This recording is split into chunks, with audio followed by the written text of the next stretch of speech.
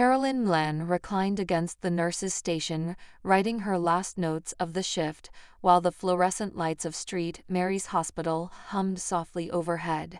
Usually neat and exact, her handwriting had become a fatigued scribble, a monument to the 12 hours she had just spent. She was not new to the grind of night shifts at 30, but today had been unrelenting. A cardiac arrest in room 204, a violent patient in the ER, and an endless stream of charts to update. Her green eyes, usually brilliant with clarity, were shaded with tiredness. Her black hair hung to her forehead in moist threads. One of the other RNs, Jen, replied, "See you tomorrow, Care," throwing her bag over her shoulder, and started for the door. "Try to sleep this time, really." Carolyn put on a weak grin. No promises. As she signed out, the clock above the desk showed 7:14 a.m. Her sneakers squeaked slightly on the glossy floor. She went outdoors and welcomed the crisp March air, a reprieve from the hospital's stifling warmth. Her bed's promise drew her like a magnet toward her car, her jacket closer about her. Her apartment was just 15 minutes' drive away, and all she could think about was the hot shower waiting for her, the comfortable flannel sheets she'd snuggle into, and the peaceful calm of a day off. The trip went in a whirl, her little town streets still calm in early morning light. She threw off her shoes with a moan and let her bag slink to the floor as she at last opened her apartment door. The shower was brief but hot. Steam curled about her as her shoulder stiffness relaxed. She walked to her bedroom wrapped in a towel, the soft lavender aroma from her diffuser already sedating her toward sleep. She slid into a big t-shirt, drew back the blankets, sighed as she fell into the mattress. Her eyes closed and the globe vanished. Her phone startled her back to consciousness. Carolyn squinted at the screen as she stumbled for it on the nightstand. The name Linda shone in the faint light, and her gut contracted. Her voice husky with sleep, she pushed the phone to her ear. "Linda, what's going on?" "Carolyn, I'm sorry to wake you." Linda's voice stammered and feeble across the telephone. "I'm not feeling well. I'm a touch lightheaded, and my chest is constricted." Carolyn sat up right away, attentive. Her nurse's instincts started to kick. "Have you given 911 a call?" Linda answered fast. No, it's not that bad. I just need the hydralazine among my medications. It will drop my blood pressure. I'll be good." Carolyn grabbed the phone more tightly.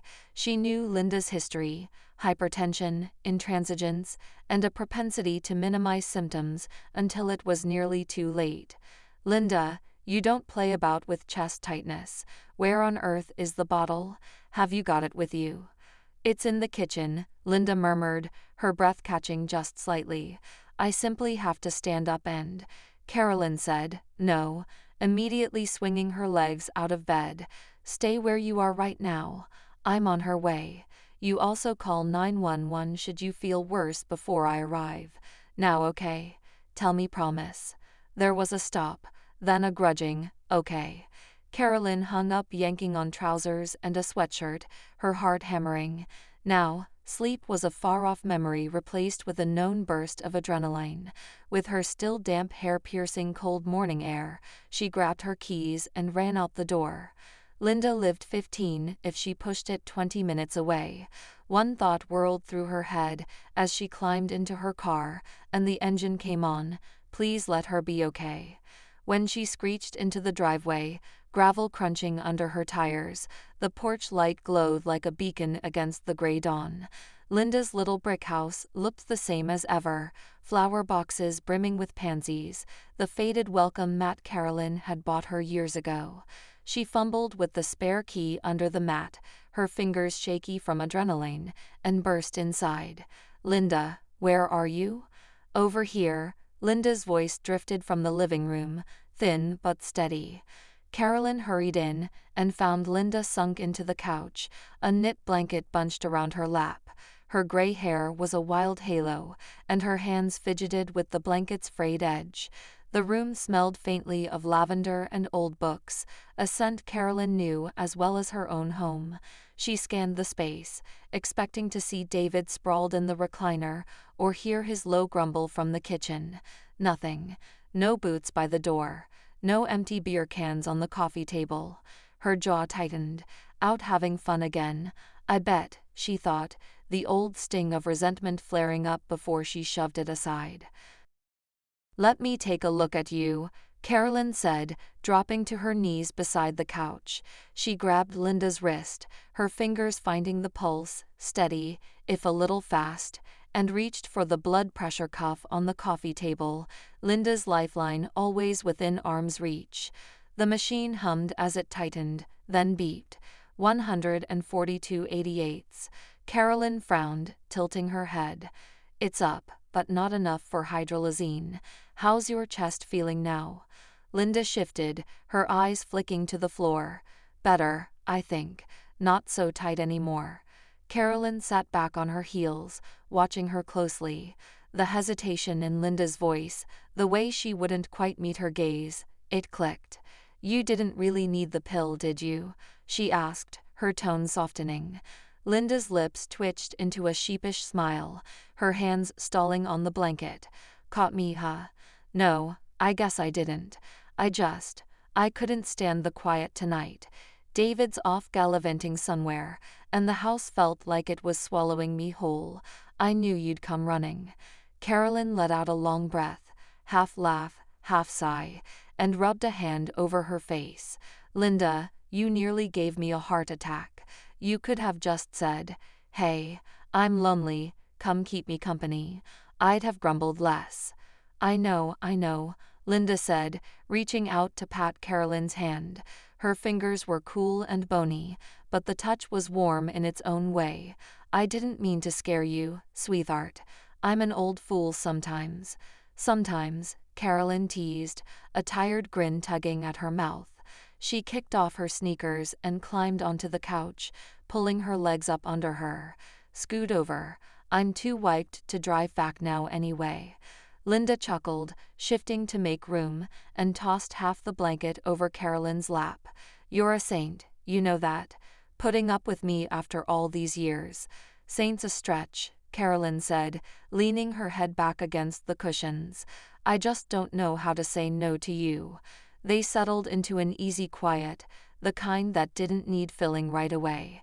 The wall clock ticked steadily, its rhythm blending with the faint creak of the house. Then Linda's voice broke through, soft and nostalgic. "You remember that time you and David tried to make me lasagna? Lord, I can still smell that burnt cheese." Carolyn snorted, the memory bubbling up clear as day. "Oh God, yes. He swore he could handle the oven, and I was dumb enough to trust him. We spent an hour scraping that pan, and you still ate it." "Had to," Linda said, her eyes crinkling. "You two looked so proud of that mess back when you were still a team." "Yeah," Carolyn murmured, her gaze drifting to the mantel. A faded photo sat there, her and David on their wedding day, Linda beaming between them, all teeth and pride.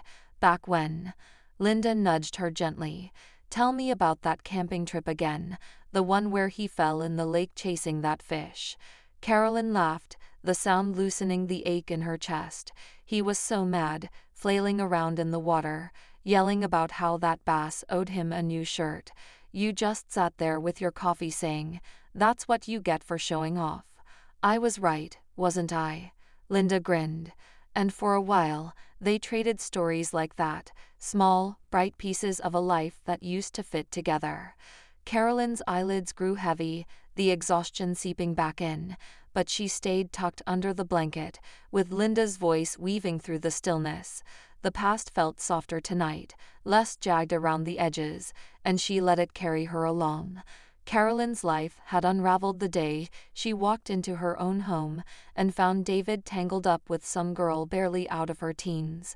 The sight hit her like a punch to the gut, his sheepish grin, her lipstick smeared on his collar, the half-empty wine bottle on the counter. She stood there, frozen. If only she hadn't had her shift cancelled that day. She'd thrown him out that night, her voice raw from screaming, her hands trembling as she shoved his clothes into a duffel bag. It was a blow she'd never seen coming, but it was Linda who'd taken it harder. Linda had sobbed for days when Carolyn broke the news, her frail frame shaking as she clutched a tissue in her kitchen. "My boy, how could he?" she'd whispered over and over, her voice cracking like brittle glass. At 72, Linda's heart was already fragile. Hypertension, a mild stroke a few years back, and Carolyn could see the betrayal carving new lines into her weathered face. It wasn't just the end of a marriage, it was the shattering of a family Linda had poured her soul into. Carolyn had knelt beside her that day, gripping her hands, and promised, "I'm not going anywhere, Linda. I'll be here whenever you need me." It was a vow she meant to keep, no matter what David thought, but David had other ideas. After the split, he turned territorial, hovering over Linda like a guard dog. He wouldn't let Carolyn near the house when he was around, his jaw tight, and his eyes cold every time she showed up.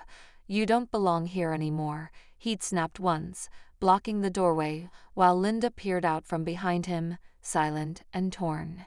Carolyn figured he was scared she'd poison Linda against him, fill her head with the ugly details he'd rather keep buried. Or maybe it was something else, something guiltier, gnawing at him. Whatever it was, it forced their visits into the shadows. Linda's late-night calls became routine, always when David was out, probably at some bar or chasing another fling. Carolyn never asked, she just answered. That morning, after hours of reminiscing on Linda's couch, Carolyn glanced at the clock. 11:47 a.m., the stories had tapered off, and the weight of the night shift was dragging at her bones. She stretched, her back popping, and said, "I should head out. Don't want to push my luck if David swings by." Linda's face crumpled, her watery blue eyes brimming as she reached for Carolyn's hand. "Do you have to? It's so good having you here, hun. I hate this. Hate him making it so hard." Carolyn squeezed her hand, her throat tight. "I know, I hate it too. But I'll be back soon, okay? Next time he's out, you call me, day or night." Linda nodded, sniffling as she pulled Carolyn into a hug. Her arms were thin but fierce, and Carolyn could feel the tremble in them. "You're too good to me," Linda murmured into her shoulder. "Always have been." "Someone's got to keep you out of trouble," Carolyn said with a small, sad smile, brushing a strand of gray hair from Linda's cheek. She grabbed her sneakers, slipped them on, and stepped onto the porch, the midday sun harsh after the dim living room. Linda stood in the doorway, waving a shaky goodbye, tears streaking her cheeks again. It was the same every time, and it never got easier. The drive home felt longer than usual, the hum of the engine barely cutting through the fog in Carolyn's head. She pulled into her apartment complex, climbed the stairs, and let herself in, the silence of the place wrapping around her like a heavy coat. She dropped her keys on the counter with a clatter and sank onto the couch, staring at the ceiling. A sigh escaped her, long and weary. She didn't know it yet, but that morning, Linda's tear-streaked face framed in the doorway would be the last time she'd see her alive. The phone rang just as Carolyn was pouring her second cup of coffee, the bitter aroma still curling through her tiny kitchen. She glanced at the screen, Jen from the hospital, and answered with a casual, "Hey, what's up?" But Jen's voice was tight, hesitant, not her usual chipper tone. "Carolyn, I don't know how to say this. Linda's gone. They found her this morning. Heart attack, they think." The words slammed into Carolyn like a rogue wave, knocking the breath from her lungs. The mug slipped from her hand, shattering on the tile floor, coffee splattering across her bare feet. She staggered back, one hand clutching her chest, as if she could hold her heart together. "No," she gasped, her voice barely a whisper. "No, that can't. She was fine yesterday." A heart attack. It didn't make sense. Not yet. She sank onto a kitchen chair, the cold wood pressing against her thighs, and stared at the mess on the floor. They weren't bound by blood, she and Linda. No shared DNA to tie them together, but that had never mattered. From the day Carolyn had married David, Linda had folded her into her life like a daughter, her quiet warmth a steady anchor through every storm. When Carolyn's own parents faded into distance, too busy, too far, Linda had stepped in, unwavering. And when David's betrayal tore everything apart, it was Linda who'd held Carolyn's hand, who'd seen her through the wreckage. Linda had always had a way of seeing her, really seeing her, when no one else bothered. David had missed it, too wrapped up in himself to notice the way Carolyn's kindness softened the edges of a hard day, or how her strength carried her through sleepless shifts and his own chaos. But Linda, she'd caught it all. "You've got a heart bigger than most, hun," she'd say, her voice gentle as she stirred a pot of soup or patched up a torn quilt. "Don't let my fool of a son make you forget that." And Carolyn hadn't, because Linda wouldn't let her. Now, with the phone still pressed to her ear, Jen's voice faded into a dull hum. Carolyn's chest ached, a hollow space opening up where Linda's laugh used to live. She'd been there just yesterday, trading stories under that worn blanket, promising to come back. How could that be the end? The news of Linda's death had barely settled into Carolyn's bones when the mail arrived, a crisp white envelope slicing through her grief like a paper cut. She tore it open, expecting a funeral notice, but instead found an embossed card, an official invitation to the reading of Linda's will.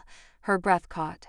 She hadn't expected this, hadn't dared to think Linda would include her in something so formal. They'd been family in every way that mattered, but on paper, she was just the ex-daughter-in-law. The invitation trembled in her hands, a fragile thread of connection to the woman she'd lost. The day of the reading dawned gray and dreary, rain streaking the windows of her apartment like tears she couldn't shed anymore. Carolyn stood before her mirror, smoothing the stiff fabric of a black dress she had dug out of the closet. It was plain, severe, the kind of thing you wore to mourn properly, but it did little to steady the anxious tremor in her fingers. She pulled her dark hair into a tight bun, her reflection pale and hollow-eyed, then grabbed her coat. The drive to the law office was a blur of windshield wipers and muted radio static, her mood sinking into the damp, heavy air. She parked outside the squat brick building, its sign reading Harrington and Sons in faded gold letters. Rain pattered against her umbrella as she stepped out, her heels clicking on the wet pavement. She took a deep breath, the cold air sharp in her lungs, and steeled herself for whatever lay ahead. Then her eyes lifted to the porch, and the world tilted. David stood there, his broad shoulders slouched under a leather jacket, cigarette smoke curling from his lips. But he wasn't alone. Beside him was Shirley, young, brash Shirley, her blonde hair teased high, her lips painted a bold red that matched her tight dress. She smirked, one hip cocked. And in her arms was a bundle wrapped in a pale blue blanket. A tiny hand poked out, followed by a soft coo. Their child. Carolyn's stomach lurched, bile clawing up her throat. She'd known, suspected for months, piecing it together from Linda's vague hints. But knowing was one thing. Seeing it, right there, raw and undeniable, was a dagger twisting in her chest. Shirley's eyes flicked to Carolyn, cold and unyielding, not even bothering with a victor's grin. Just pure, cutting arrogance. David had once called Carolyn weak, a pushover, too soft for the jagged edges of his world. Shirley, though, she was his match, sharp, fearless, the kind of woman who'd claw her way to whatever she wanted, consequences be damned. And now, here she was, cradling proof of what Carolyn couldn't give him, what he'd thrown their life away for. Carolyn's legs wobbled, the urge to bolt screaming through her. She could turn around, vanish into the rain, leave this nightmare behind and never face them again. But something fiercer, pride, maybe, or the stubborn streak Linda had always admired, rooted her in place. She wouldn't let them see her break. Not today. Swallowing the nausea, Carolyn forced her feet forward, climbing the slick steps one slow, deliberate stride at a time. David exhaled a plume of smoke, his gaze sliding over her with a flicker of mockery. Shirley shifted the baby, her smirk deepening. But neither said a word. They parted just enough to let her pass, their silence louder than any taunt. Inside, the law office smelled of polished wood and aging paper. The receptionist's desk was flanked by shelves of leather-bound books. A balding man in a gray suit, the lawyer, she assumed, looked up from his clipboard and nodded curtly. "Miss Millen, this way please." He gestured to a small conference room, its long table flanked by stiff chairs. Carolyn sank into one, her hands clasped tight in her lap to hide the shaking. David and Shirley sauntered in after her, settling across the table like they owned the place. The baby fussed briefly, a tiny whimper slicing through the silence, and Shirley shushed it with a practiced sway.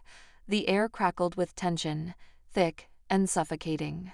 The lawyer shuffled papers at the head of the table, oblivious or indifferent to the storm brewing between them. Carolyn kept her eyes on the wall clock, its steady ticking a lifeline, anything to avoid the weight of David's stare or Shirley's smug presence. The room pressed in, the faint creak of the building, and the drumming rain outside amplifying the ache in her chest. The oppressive silence finally broke when the lawyer, Soren Hill, cleared his throat with a dry rasp. He adjusted his tie, a muted gray that matched his thinning hair, and peered over his wire-rimmed glasses at the trio before him. "So," he began, his voice steady and clipped, "we are gathered here for the reading of the will of the late Linda Baxter. Present are all interested parties, her son, David Baxter, his—" Carolyn flinched at the sound of her maiden name, a sharp reminder of the life she tried to reclaim. Legally, she was still Carolyn Baxter, David's wife on paper, bound by a marriage certificate that felt like a relic from another lifetime. But that bond had shattered the moment she caught him with Shirley, their laughter spilling out of their bedroom like poison. She shifted in her seat, the black dress pulling tight across her shoulders, and forced her eyes to stay on Soren. He opened a thick manila folder with deliberate care, the rustle of paper loud in the tense air. Extracting a few crisp sheets, he studied them intently, his fingers tracing the edges as if to ground himself. Then, he adjusted his glasses, the lenses catching the dim light of the overhead lamp, and glanced up again. "Before we proceed with the reading, I should note, there's a letter from Linda attached to the will. It will be read afterward." His tone was matter-of-fact, but the mention of a letter sent a ripple of curiosity through Carolyn's numb haze. She nodded faintly, her hands twisting together in her lap. Soren cleared his throat again, a habit, it seemed, and began. His voice droned flat and emotionless, but each word landed on Carolyn like a stone. "I, Linda Baxter, being of sound mind and memory, hereby bequeath all my movable and immovable property." He listed the assets with mechanical precision. An apartment in the heart of the city, its bay windows overlooking the bustling square. A country house with peeling paint and a sagging porch swing. Bank accounts plump with decades of careful savings. A modest portfolio of stocks. Carolyn listened through a fog, the details swirling around her like a dream she couldn't grasp. She'd expected nothing. Maybe a keepsake, a trinket to remember Linda by. Not this. Soren's voice pressed on, unrelenting. "All the above-listed property, I bequeath to Carolyn Millen." The room froze.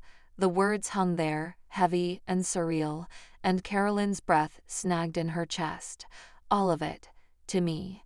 Her mind reeled, disbelief crashing over her like a cold wave. Across the table, David's head snapped up, his jaw slackening as he exchanged a wild, incredulous look with Shirley. Her smug mask slipped, replaced by a flash of shock, her painted nails digging into the baby's blanket. "What the hell?" David started, his voice rough, but Soren held up a hand, cutting him off without a glance. "There's more, the lawyer said, his tone unchanged. In the event that Carolyn Milan refuses the inheritance, it will go to a charitable foundation for children suffering from cancer. He set the papers down, folding his hands atop them, and finally looked up, his expression unreadable. Carolyn blinked, the fog lifting as the weight of it settled in. She felt David's stare boring into her, hot and furious, and Shirley's sharp intake of breath beside him. The ticking clock on the wall seemed louder now, each second stretching into eternity.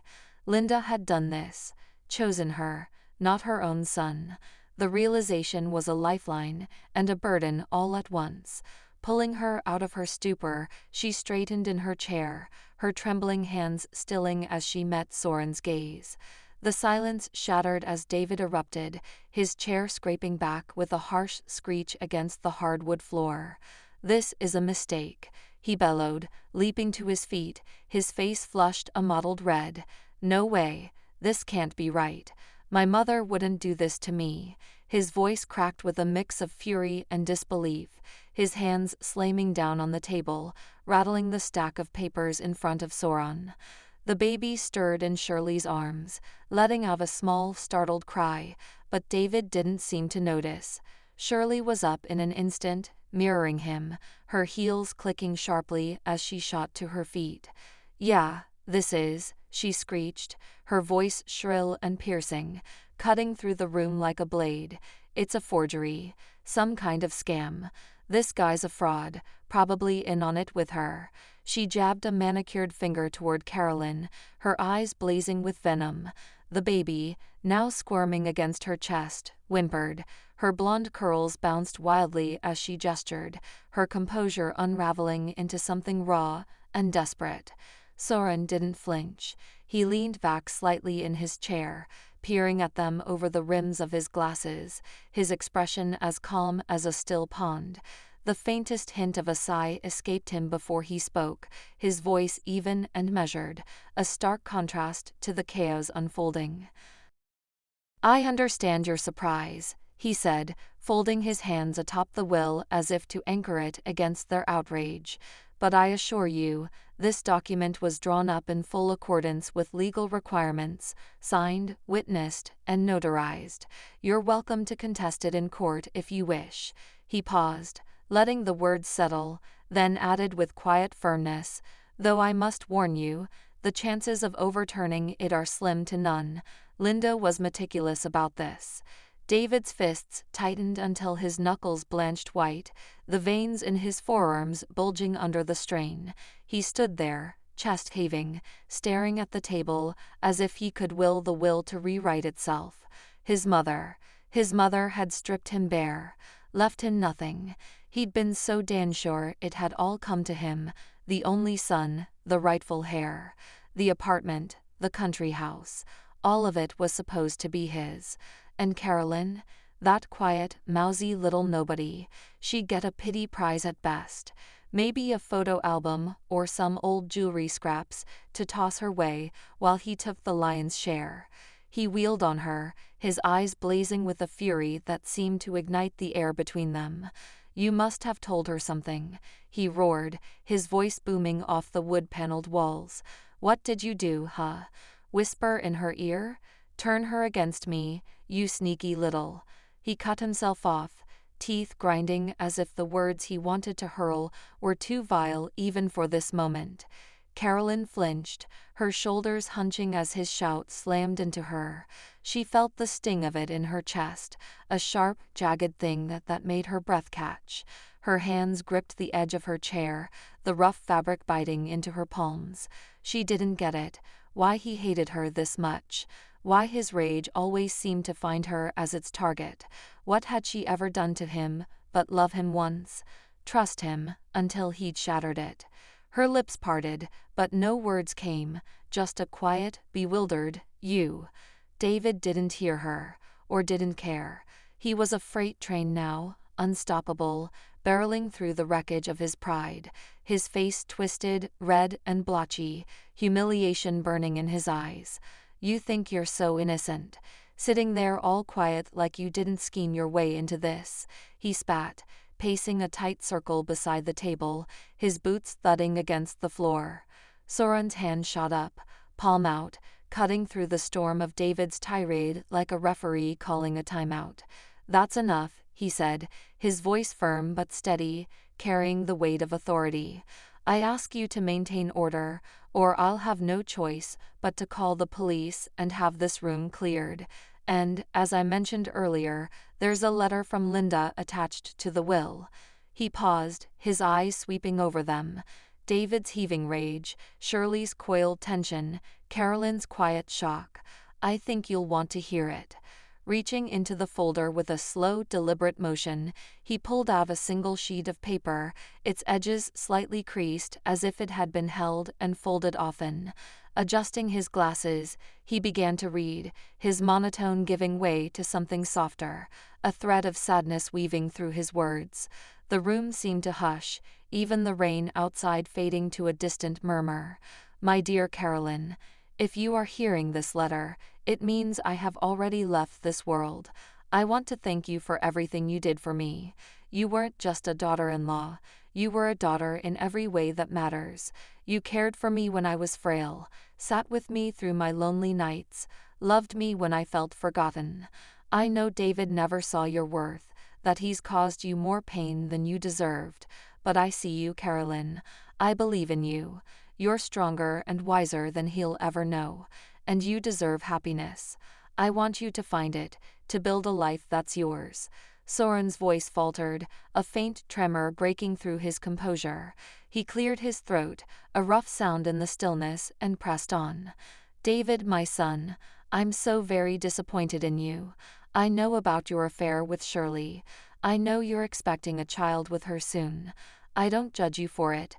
God knows I've made my own mistakes, but it breaks my heart to see how you've betrayed Carolyn. She was a faithful wife, loyal and true. She loved you with every piece of her heart, and you repaid her with deceit, humiliation, and betrayal. I can't leave you my property, not when I know you'd fritter it away on fleeting things. I want it to go to Carolyn, to give her a fresh start, a chance to be happy in a way you never allowed. Goodbye, my son. I hope one day you'll see the weight of what you've done and make it right." The room remained still, the weight of Linda's words pressing down on them all. Carolyn's tears came unbidden, tracing warm paths down her cheeks. Across the table, David sat rigid, his face a mask of stunned disbelief. His certainty crumbled like ash. "Carolyn, forgive me," he whispered, his voice breaking as he grabbed her hand. "I was an idiot, a complete fool. I messed up so bad. Please, give me a chance to fix this." Carolyn yanked her hand free. "No, David, you chose this road, every step of it, and I'm not here to pick up the pieces." His tears fell freely, but she turned away. She was done looking back. His words trembled, roaring with a regret she'd never heard from him before. Carolyn yanked her hand free, the warmth of his touch replaced by a chill that matched her gaze. She stood towering over him as he faltered and met his eyes with a steely resolve. "Fix this, David," her voice was steady, cutting through his plea like a blade. "What? Turn back time? Erase the nights you spent with her, the child you made? Pretend you didn't rip my heart out and stomp on it? No, that's not possible." He crumpled, dropping to his knees with a thud that echoed in the quiet room, his hands clutching at the air where hers had been. "Please, Carolyn," he begged, his voice hoarse, tears streaking his face. "I know I don't deserve it, I know that, but I've got nothing left, nowhere to go. Please help me. Share some of the inheritance. I'm begging you." His shoulders shook, his pride stripped away, leaving only a man broken by his own making. "David," she said at last, her voice firm, unyielding as stone, "I get that you're hurting right now, that everything's falling apart, but I'm not your safety net. You chose this road, every step of it. You tore your own life to pieces, and I'm not here to pick them up for you." He lifted his head, his tear-filled eyes pleading. "But we were a family, Carolyn. We had years together, good years. Can't you find it in you to forgive me, just a little?" She shook her head, a slow, deliberate motion. "Forgive, maybe in time, but forget, never. And I'm not going back to what was. You didn't just betray me, David. You betrayed yourself, our love, everything we built. So please, let me go. I'm starting over, and I need to do it alone." With that, she turned, her footsteps steady as she walked out of the room. The faint creak of the door was the only sound behind her. She didn't look back, not at the man on his knees, not at the wreckage he'd made. David stayed there, crumpled amidst the shards of his shattered dreams, the weight of his loss pressing him into the floor. Carolyn had loved David once, with a fierceness that had lit up her world. He'd been her anchor, her laughter, her late-night talks over cheap wine and tech-out. But that love had withered, choked out by his betrayal, until it was little more than a ghost haunting her memories.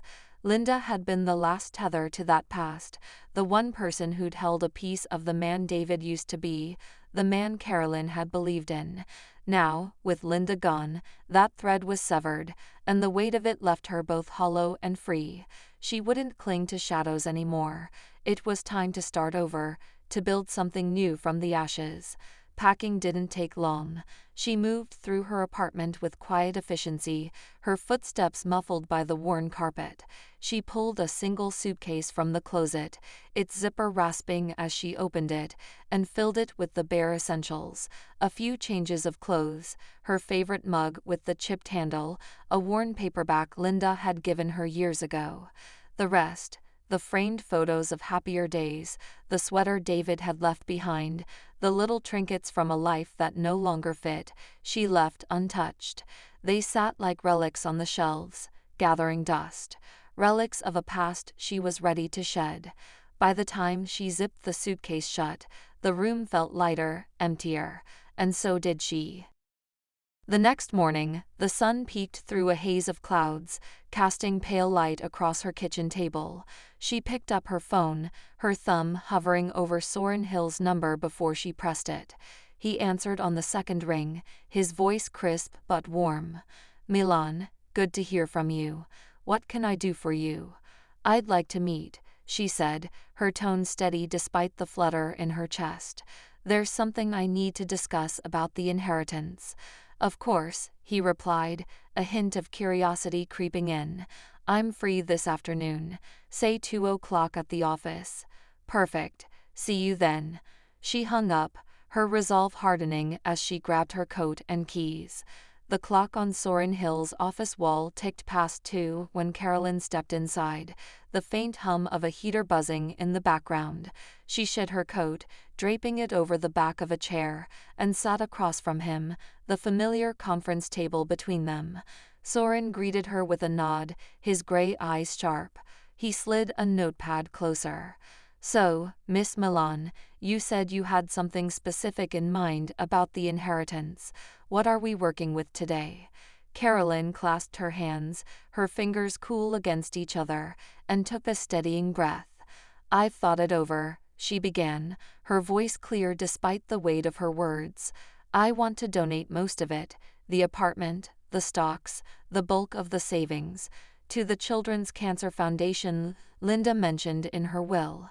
I'll keep the country house and a little cash to start over. That's all I need." Soren's pen paused mid-scratch, his brow furrowing slightly as he nodded. "All right, that's generous. Very generous. We can make that happen." He jotted a note, then looked up, expecting her to continue. "There's more," she said, leaning forward slightly. "The house, it's mine for now, but I want a condition attached. If David ever gets his act together, if he proves he's stepping up, taking care of his daughter, being a real father, then the house should go to him. Not right away, not without evidence, but if he changes, I want him to have it." Soren's hand stilled, the pen hovering over the page. He blinked at her, his usually composed features betraying a flicker of astonishment. In his 20-odd years of practice, he'd seen wills twisted by greed, families torn apart over silverware. But this This was something else entirely, a quiet act of grace laced with a challenge, a lifeline dangled to a man who'd burned every bridge. He adjusted his glasses, clearing his throat to mask his surprise. "That's unconventional," he said carefully. "You're sure about this? It's a big if with David." "I'm sure," she replied, her gaze steady. "I don't expect miracles, but Linda always hoped he'd find his way back. This is my way of leaving the door cracked open, not for me, but for her." Soren nodded slowly, a faint respect creeping into his expression as he scribbled the conditions. They spent the next hour hunched over paperwork, the rustle of pages and the scratch of his pen filling the room. He walked her through the legal jargon, transfer deeds, contingency clauses, trustee oversight for the donation, his voice a calm anchor as she signed her name again and again. When it was done, the stack of documents sat neatly bound, a testament to her resolve. As they rose to part, Soren extended his hand.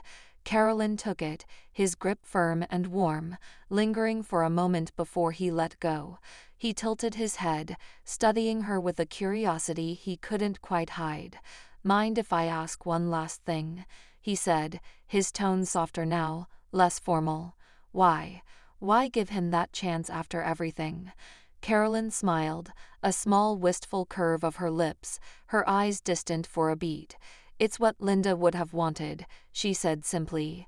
"She loved him, flaws and all, and she believed people could change. Even him. I'm not doing it for David, I'm doing it for her. Because she saw something in him I can't anymore.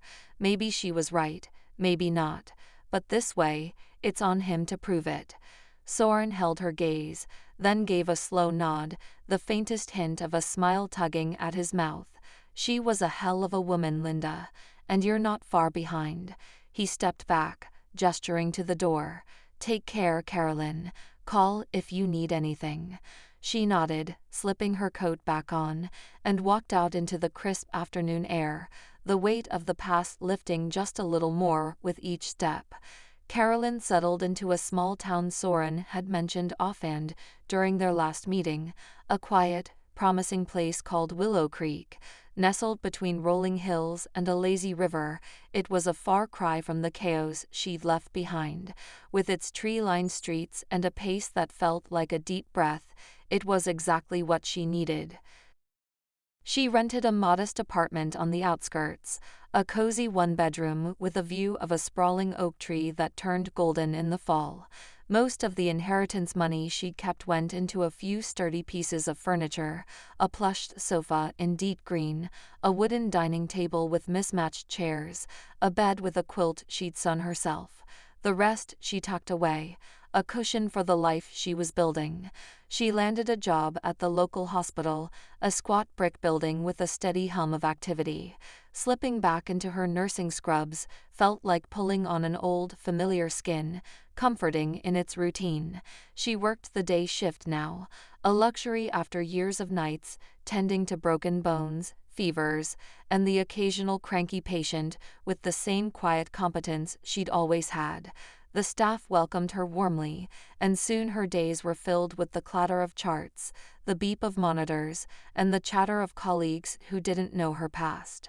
A year slipped by, soft and unhurried, the sharp edges of her grief and anger dulled, smoothed over by time and distance. She woke to birdsong instead of memories, cooked simple meals in her tiny kitchen, and let herself heal. Life wasn't perfect, but it was hers, steady, peaceful, a blank page she was learning to fill. Only on her days off did a quiet loneliness creep in, a faint ache that work couldn't quite chase away. She'd sit by her window with a cup of tea, gazing at the horizon, her mind drifting to places she'd never seen, cobblestone streets in Europe, wind-swept cliffs by the sea, nostalgic for dreams she hadn't yet lived. Then, one crisp afternoon, her phone rang. The screen flashed Soren Hill's name. She answered, a flutter of unease stirring in her chest. "Soren, long time no talk. What's up?" His familiar chuckle crackled through the line. "Afternoon, Carolyn. I've got some news, good and bad, I'm afraid. Which do you want first? Her heart skipped, but she managed a small laugh. Let's start with the good. Might soften the blow of the bad. Knew you'd say that, he said, his voice warm with amusement. All right, the good news. David's not with Shirley anymore.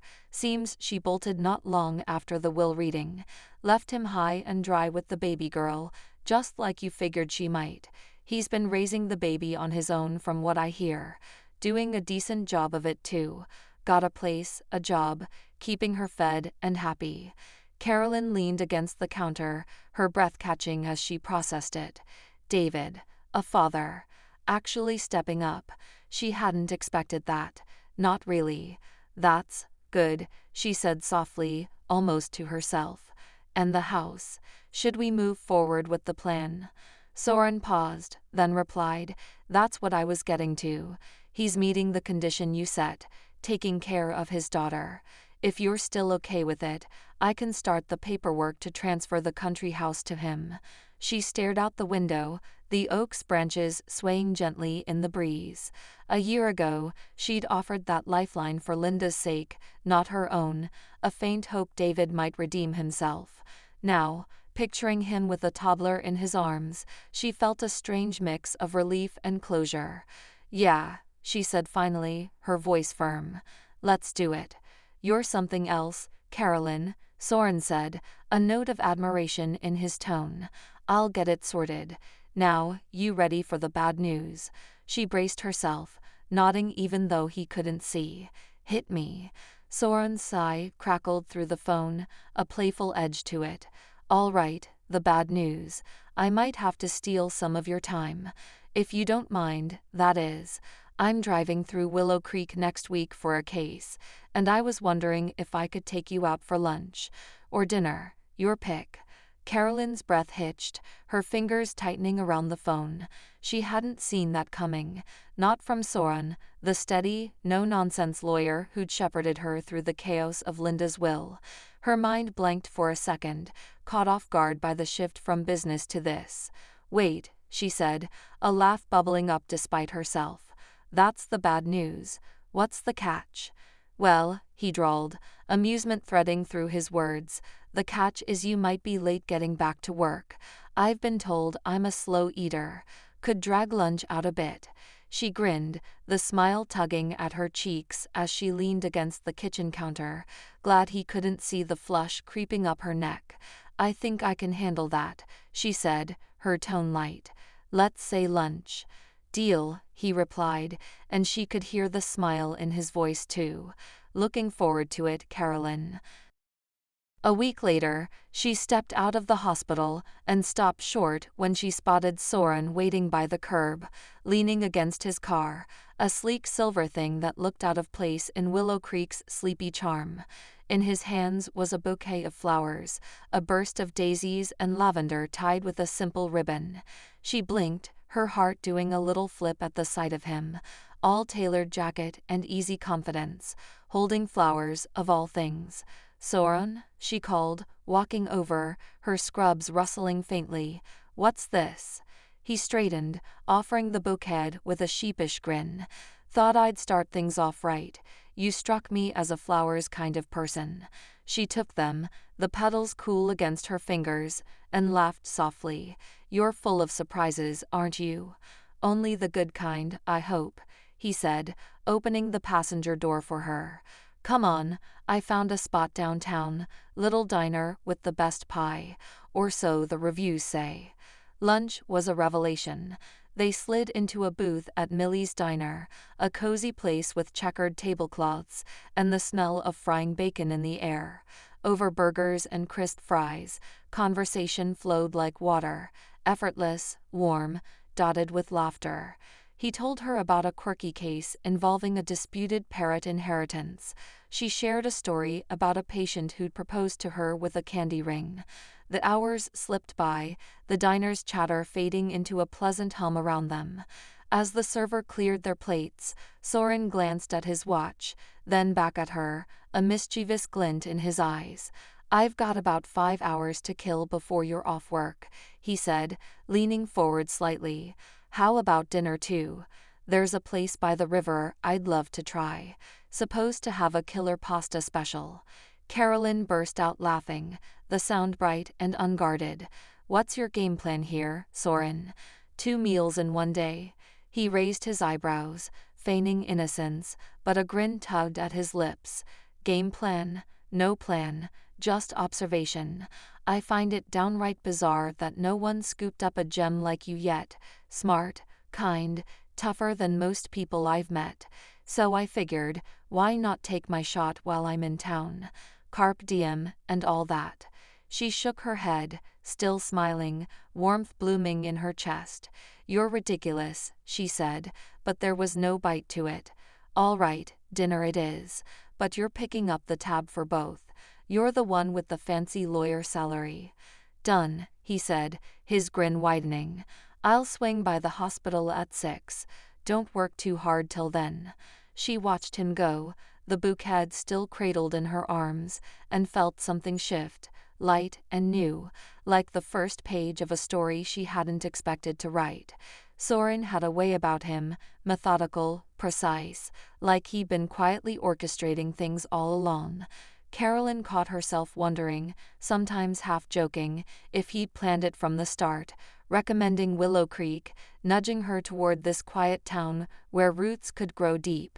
She'd tease him about it over coffee, and he'd just smirk, those gray eyes glinting behind his glasses, neither confirming nor denying whether it was fate or his subtle hand. It didn't matter much in the end. Their courtship had been a whirlwind. Lunch turned to dinner, turned to a proposal under the oak tree outside her apartment, the ring simple but steady, like him. They married within the year, a small ceremony by the river, wildflowers in her hair, and his vows making her laugh through tears. 5 years later, their life had settled into a rhythm she'd never dared dream of. Their daughter, Emily, was 2 now, a whirlwind of curls and giggles, her hazel eyes a mix of Carolyn's green and Soren's gray. The country house, Linda's house, now theirs, stood proud on its hill, its porch swing still creaking, its walls filled with new memories.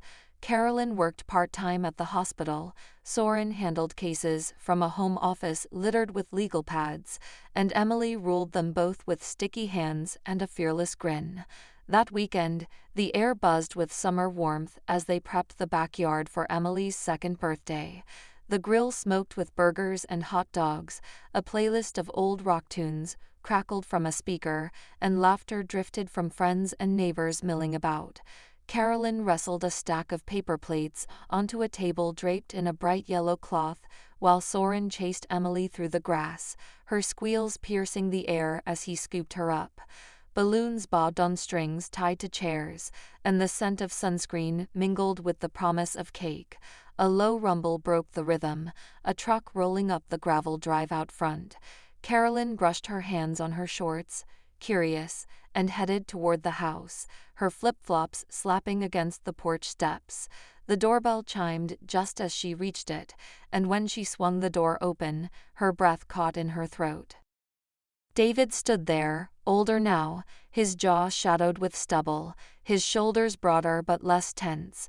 Beside him, a little girl with Shirley Temple curls clung to his leg, then leaped into his arms as he bent to lift her. He held a white bakery box in his other hand, and when he looked up, his smile was tentative but real. "Hey, Carolyn," he said, his voice softer than she remembered. "This is Lily, my daughter." She blinked, shock rooting her in place for a beat before she found her voice. "David, hi. And Lily, wow. Hello there." She managed to smile, her heart thudding with a mix of surprise and something softer she couldn't name. David shifted Lily in his arms, the girl peering at Carolyn with wide, curious eyes. "We were just passing through," he said, "and I wanted to stop by. To thank you. For everything. Not just for taking care of Mom all those years, but for me too. Somehow, the house, giving me that chance. It changed things. I've been trying to do right by her." He nodded at Lily, his gaze steady. "By both of them." Carolyn's throat tightened, Linda's memory flickering between them like a shared light. "I'm glad," she said quietly, meaning it. "You look good, David." "Settled." He nodded, a faint flush creeping up his neck. "Getting there. Anyway, I didn't want to intrude. Just brought this." He handed her the box, the faint scent of vanilla wafting up as she took it. "A cake for the party. Figured it's the least I could do." "Thank you, Carolyn. One more time." "You don't have to go," she said, stepping back. "It's Emily's birthday. Join us. There's plenty of food, and Lily might like the bounce house." He hesitated, glancing at Lily, then shook his head with a small smile. "Appreciate it, but we've gotta drive ahead. Don't want to shake things up for anyone. Just wanted you to have this." He ruffled Lily's hair, then turned, guiding her back to the truck with a gentle hand. Carolyn watched them go, the engine rumbling to life as they pulled away, a strange peace settling over her. She carried the cake to the backyard, the box cool against her palms, and set it on the table beside a tower of cupcakes, already half demolished by sticky-fingered kids. Soren sidled up. Emily perched on his hip, her face smeared with ketchup. "Who was that?" he asked, eyebrow arched. "David," she said simply, brushing a curl from Emily's forehead. "Brought a cake. Said thanks." Soren's gaze lingered on her, reading the quiet shift in her expression, then nodded. "Hell of a guy to show up now," he quipped, but his tone was light, no judgment in it. "Yeah," she murmured, a faint smile tugging at her lips. "Hell of a guy." The party spun on, kids shrieking in the bounce house, friends clinking beers, Emily blowing out her candles with a gleeful puff that sent wax dripping onto the frosting. Carolyn leaned against Soren, his arm warm around her shoulders, and watched their daughter toddle through the chaos, her laughter a bright thread weaving through the day. The past was there, in the cake on the table, in the echoes of Linda's faith, but it didn't weigh her down anymore. She'd built something new, something hers, and as the sun dipped low, painting the sky in gold, she felt the circle close, soft and sure.